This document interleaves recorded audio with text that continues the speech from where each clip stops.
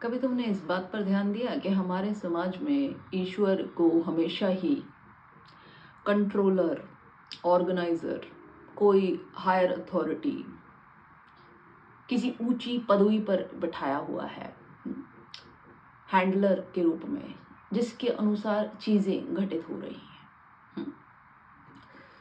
मतलब अपनी पहुंच से बहुत ऊपर हमने ईश्वर को बिठाया हुआ है। तभी स्वर्ग का कॉन्सेप्ट आता है। कहीं ऊपर हम ईश्वर को देखते हैं। इस डिस्क्रिप्शन के हिसाब से ईश्वर ऐसा है जैसे कि पुलिस, मिलिट्री, जजेस, सरकार। अगर आप इनके अनुसार काम करोगे तो ठीक है, नहीं तो आपको सजा मिलेगी। उस हिसाब से ईश्वर के फिर अपने रूल्स और रेगुलेशंस भी होंगे। अगर फिर आपने ईश्वर को प्रसन्न रखा तो आपको पुण्य मिलेगा, आपने ईश्वर को नाराज कर दिया तो आपको पाप लगेगा। ये एक बड़ा कार्यक्रम क्रिएट किया गया है हमारे सामने। पर ऐसा क्यों किया गया है? क्यों ईश्वर को तुम्हारी पहुंच से इतना दूर रखा गया है? क्यों हमारे दिमाग में ये बात इस तरीके से इम्बाइब की गई है? क्या कारण है? कारण सिंपल है। अगर तुम ऐसा नहीं सोचोगे, अगर ये भय तुम्हारे अंदर उत्पन्न नहीं किया जाएगा कि ऐसा करना है कि वैसा करना है, ये ठीक है कि ये गलत है, तो तुम सत्य के पास पहुंच जाओगे, तुम सत्य ही हो जाओगे। तुम्हें समझ में आ जाएगा कि ये सब कुछ क्या हो रहा है। तुम्हें अपना वो स्वरूप समझ आ जाएगा, वो परम ऊर्जा का स्वरूप समझ आ जाएगा, अपना अनडिवाइडेड सेल्फ समझ आ जाएगा। लेकिन फिर अगर ऐसा हो गया तो तुम्हारे ऊपर कोई अथॉरिटी क्रिएट नहीं हो सकती। ठीक है? क्योंकि तुम अपने परम स्वरूप में हो, तुम अपनी परम स्वतंत्रता में हो, स्वच्छंदता में हो। तुम उस ऊर्जा के साथ मिल जाओगे। तो तुम्हारे अंदर एक भय क्रिएट किया गया है इसका, पाप और पुण्य का। एक तरीके का विभाजन कर दिया गया है तुम्हारे भीतर उस ईश्वर के साथ। तुम्हें मिलने नहीं दिया जा रहा, एक दूरी बनाई गई है, एक डिसिप्लिन क्रिएट किया गया है। जैसे स्टूडेंट होते हैं ना, प्रिंसिपल से हमेशा कतराते रहते हैं, उसके अनुसार चीजें करते रहते हैं। कभी उसके लिए मिठाई लाएंगे, कभी गुड मॉर्निंग, गुड आफ्टरनून, ये सब करेंगे ताकि वो खुश रहे, है ना। ऐसे ही तुम भी मंदिर में जाके कभी प्रसाद चढ़ाते हो, कभी कोई आरती गाते हो, कभी कुछ करते हो, कभी कुछ करते हो, पर हमेशा एक एक दूरी है। तुम्हें कभी नहीं महसूस होता कि वो ईश्वर कहीं तुम्हारा ही कोई स्वरूप तो नहीं है, तुम्हारी ही चेतना का परम स्वरूप तो नहीं है। तुम सोचते हो ऐसे कैसे हो सकता है? ये तुम्हारे लिए समझना भी असंभव सी बात है, सोचना भी असंभव सी बात है, क्योंकि इस समाज ने तो तुम्हें परम पापी बना दिया है भाई। तुम जो करो वही पाप, जो करो वही पाप। तो फिर एक पापी ईश्वर कैसे हो सकता है? एक पापी व्यक्ति की चेतना में ईश्वर कैसे वास कर सकता है? ऐसी ही बात है, हम सोच भी नहीं सकते। पर तुम समझो, अगर ये दूरी ना क्रिएट की जाए, ये भय ना तुम्हारे हृदय में बिठाया जाए, इसका गलत और सही का, इन सब बातों का, तो तुम्हारी जो एनर्जी है, तुम्हारा जो व्यक्तित्व है, उसको कंट्रोल नहीं किया जा सकता। वो अनमैनेजेबल है। ठीक है?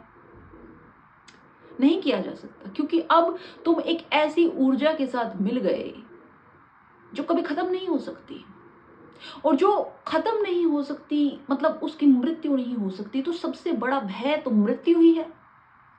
तो जब तुम्हें यही समझ आ गया कि मेरी मृत्यु ही नहीं हो सकती, तो तुम्हें किस बात से दबाया जा सकेगा? कहां से दबाया जा सकेगा? नहीं दबाया जा सकता। तुम्हें नॉन डुअलिटी, अद्वैत से द्वैत में लाया जाता है इस मानसिकता के साथ हम्म? क्योंकि जब तुम उस ऊर्जा से जुड़े हो तो तुम्हारा जो जन्म मरण है वो समाप्त। लेकिन यहां पर आके तुम्हारा जन्म मरण शुरू होता है। एक के प्रति तुम्हें उल्लासित होना बताया जाता है, एक के प्रति तुम्हें उदास होना बताया जाता है।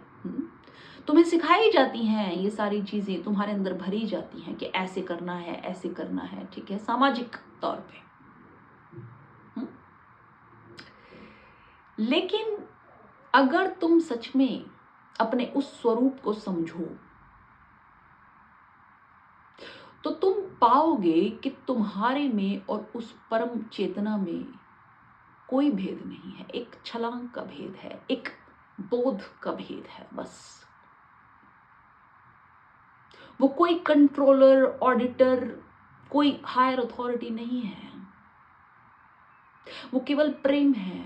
वो केवल उस प्रेम की परम ऊर्जा है जो तुम्हारे ही भीतर से बह रही है। वो कहीं इतनी दूर नहीं बैठी, तुम्हारे अंदर से हर समय प्राण के रूप में बह रही है, अलग अलग स्वरूपों में, जहां जहां तुम्हारी नजर जाए वहां वहां।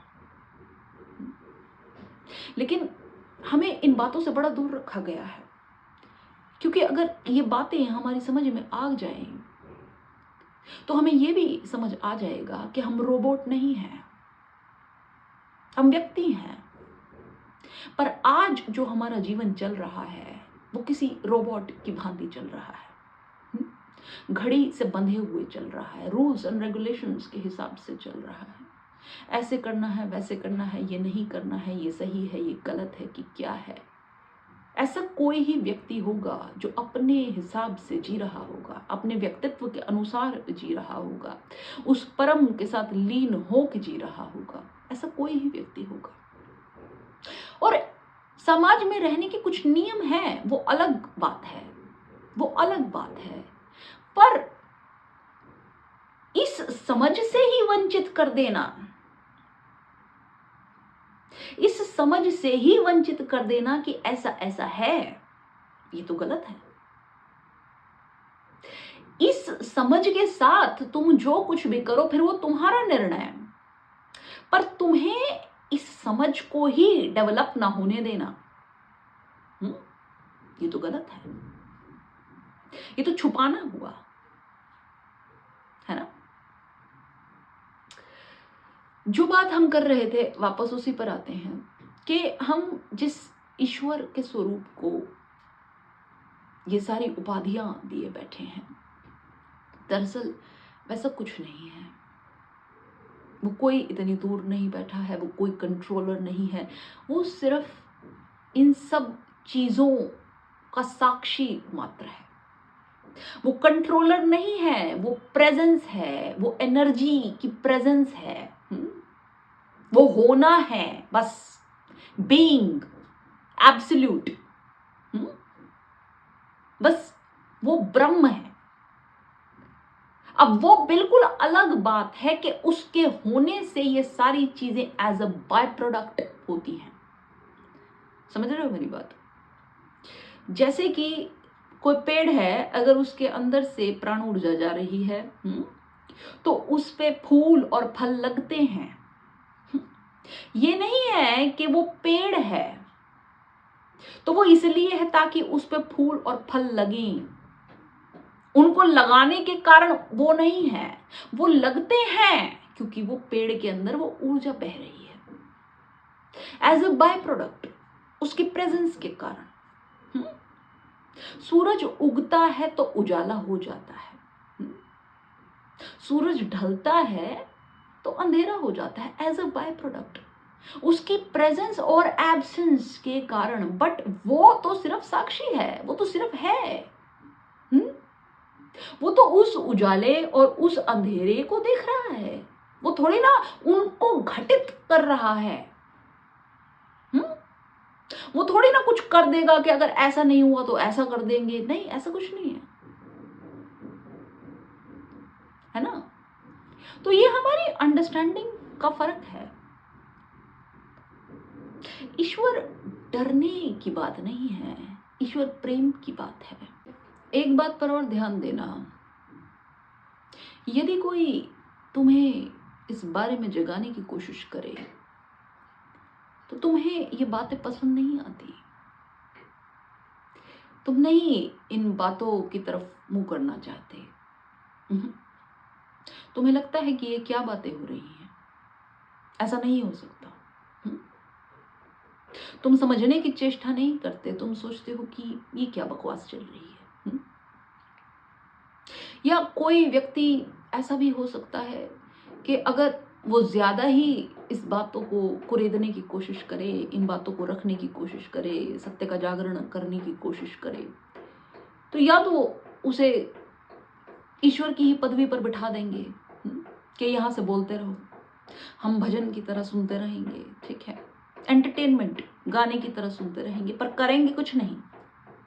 नहीं करेंगे, नहीं, क्योंकि अब तुम्हारे लिए तो वो सुपर ह्यूमन है, सुपर नेचुरल पावर्स हैं उसके पास, जो उसे ये बातें नजर आ रही हैं, समझ आ रही हैं। पर तुम कैसे एकदम से सुपर ह्यूमन हो सकते हो? तुम कैसे क्रिएट कर सकते हो वो डिविनिटी अपने अंदर है एकदम से, है ना? तो तुम सिर्फ सुनोगे, आनंदित हो जाओगे, मगन हो जाओगे, करोगे कुछ नहीं। या फिर उस व्यक्ति को बिल्कुल ही चुप करा दिया जाएगा, उस व्यक्ति को समाप्त ही कर दिया जाएगा, ना रहेगा बांस, ना बजेगी बांसुरी। लोग कुछ नहीं करना चाहते, बस जो जैसा है वैसे ही चलते रहने देना चाहते हैं। फिर चाहे दुख तो दुख, सुख तो सुख, जो जैसा है चलता रहे, कोई चेष्टा नहीं करना चाहते।